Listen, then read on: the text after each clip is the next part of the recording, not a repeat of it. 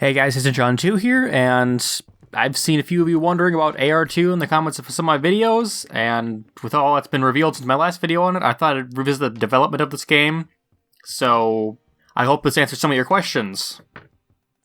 I'll start with the most exciting news. The AR2 Alpha will likely be playable in just a few months. That means we could get our first experience with the game as early as this March, which would be crazy, and of course we'll be doing videos on it, so yay. Now I'll go over just a few key points of what we know about this alpha test. First off, Gus said the map for the alpha test will be just the northernmost island on the map, which may not be actually 100% true, but I'll come back to that later. Either way, we have an actual screenshot of what the terrain for this map will look like. And here it is, of course, so see the lighthouse there, but we'll check that out in just a moment.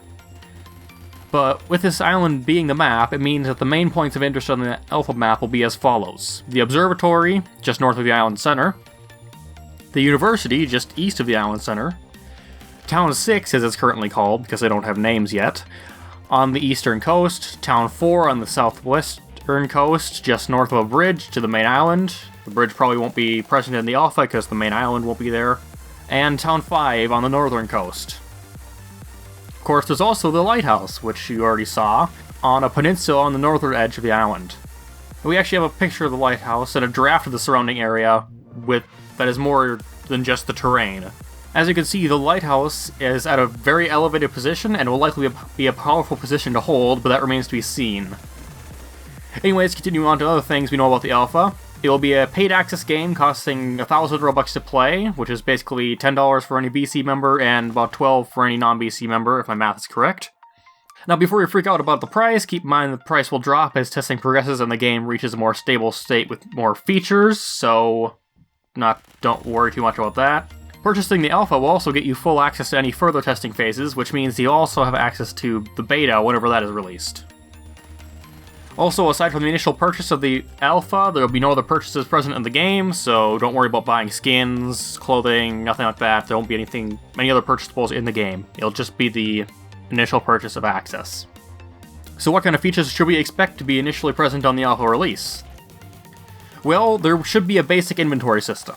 By basic, I mean you'll be able to move items around and use them, but there will be no item descriptions or weapon stats present. So basically you'll be able to use your mouse and put attachments on it, load it, whatever, but you won't be able to see its stats until probably beta, or later alpha. Loot will spawn both in and outside of containers. So in case you don't know, in AR2 there will be containers that spawn items inside them. These containers will be things like cabinets, lockers, fridges, chests, wardrobes, and safes, just to name a few. Of course, kitchen cabinets and fridges will store food, wardrobes will hold clothes, and safes will hold weapons and ammo, just for a few examples. Of course, things can still spawn outside containers, but it'll make looting a house much more interesting, especially with furniture and more detailed interiors. And with stuff inside containers, it means less lag, so that seems like a win-win to me. But back to features in the alpha, only basic player stats will be present. This means health, hunger, and thirst. Gus hasn't mentioned any stamina, so I'm not sure if that'll be a thing in the alpha, but I guess that remains to be seen. Basic player movement, like what we have currently in Epoch, will be in the alpha, although it'll be remade with their R15 character model, and animations will include, as Gus said, running, sprinting, crouching, and reloading. I'm not sure why he listed both running and sprinting. Maybe running refers to normal walking and sprinting is pressing shift and walking? Or will there be two speeds for what is currently just sprinting in Epoch? I guess we'll find out. Also, keep in mind that this does not include proning, so I'm not sure if Gus himself is not sure if that's actually going to be in the game in alpha, so I guess we'll see. Continuing on, the alpha will have gunplay, yes, of course, but it will by no means be what the final game will be like.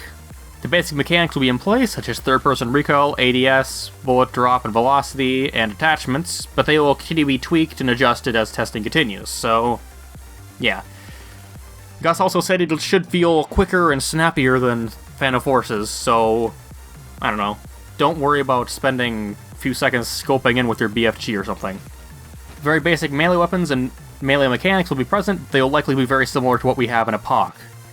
Zombies will also be present, of course, but they will likely be pretty similar to what we currently have in Epoch. They'll be very similar, or It'll be very simple, and yeah. These two mechanics will be built upon and improved as testing continues, but they'll probably be pretty basic to start with. And finally, basic data saving will be in the game. This means that your inventory will save whenever you leave the game, but I doubt there'll be an overall stat system in place until later. Now, what won't be in the alpha? First off, vehicles won't be in the alpha. They likely won't be in the game until beta, but then again, the one island is small enough that a vehicle would probably be only slightly more convenient. Second off, the full or final map. Gus says that more sections will be added as they're completed, but that everything is subject to change. So terrain can be adjusted, landmarks moved, and whatever else they need to be done. Third, many weapons.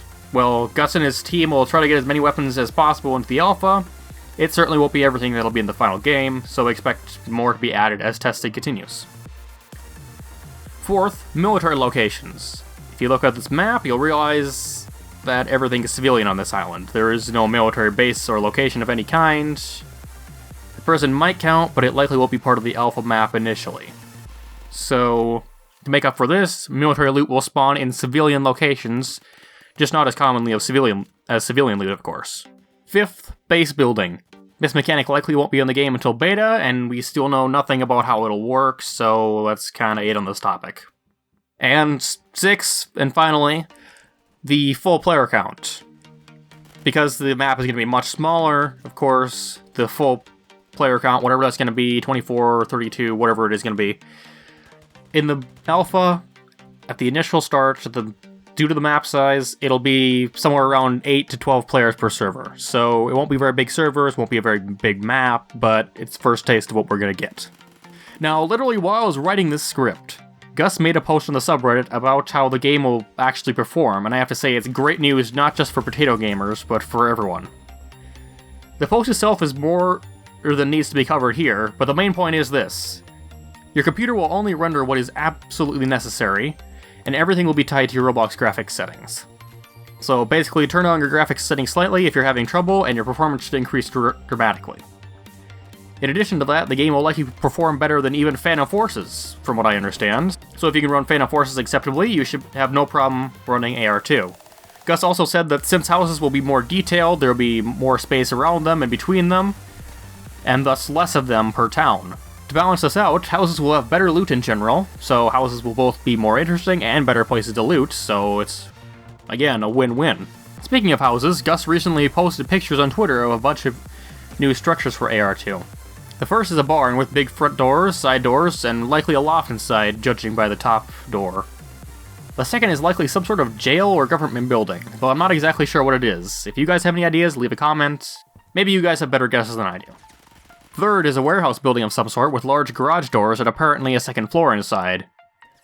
It's possible this is some sort of fire station, but I doubt it. Fourth is a nice civilian house with a garage.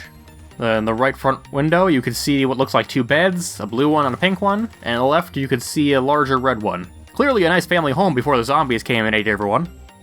Fifth is the monastery, and this is why I said earlier that I thought the one island may not be the only part of the map for Alpha.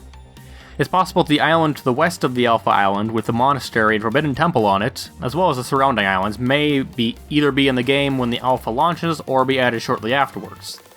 Of course, this is just speculation on my part, but he's building the monastery, and the monastery island is not supposed to be part of the alpha, so maybe it actually is? I don't know, we'll see. Sixth and finally, the observatory complex. This actually consists of two structures. The one on the left is maybe some sort of radio telescope or something, and the one on the right is the actual observatory building with the optical telescope. They both look very nice in my opinion, and yeah, so do all the rest of the buildings. But yeah, there are also a few new firearms confirmed for AR2, though we may not see them in Alpha. Every Phantom Forces player will be glad to know that the notorious M60 LMG will be in the game, but hopefully Gus and his team do a better job of balancing it than Stylus did. Along with that, there is also the SPAS 12 shotgun. It will be firing buckshot, and I don't know if there will be any other type of ammo for shotguns. There may be, there may not be, I guess we'll see. Speaking of ammo, Gus actually made a video with Napkin Nate explaining how the ammo system works in AR2.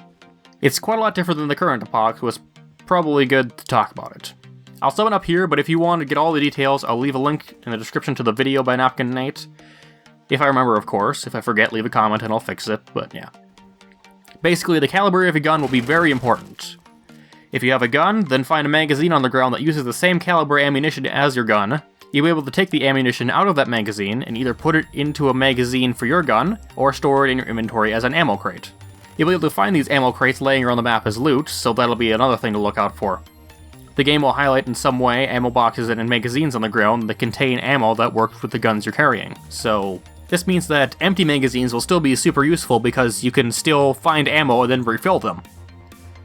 So just hold on to your empty magazines, don't always drop them.